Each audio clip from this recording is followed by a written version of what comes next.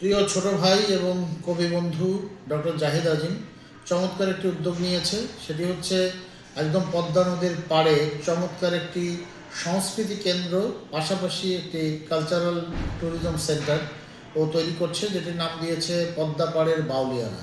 নামটির মধ্যে একটা অদ্ভুত মাদকতা আছে এবং আমি জায়গাটির ভিডিও দেখেছি, কিন্তু সেখানে সশরীরে এখনও যাওয়া হয়নি। আমি খুব অপেক্ষায় আছি যেন আমি সেখানে খুব তাড়াতাড়ি যেতে পারি।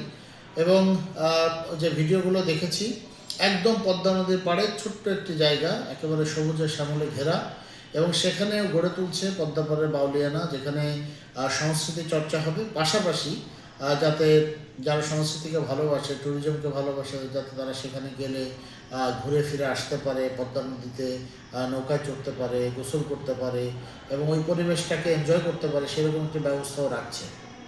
ডক্টর জাহিদ আজিমের পরিচয় নতুন করে দেওয়ার কিছু নেই। সে অত্যন্ত গুণী একজন মানুষ। সে একাধারে কবি, সুরকার, গীতিকার, এবং তার মধ্যে সবচেয়ে বেশি যে জিনিসটি কাজ করে সেটি হচ্ছে বাউলিয়ানা।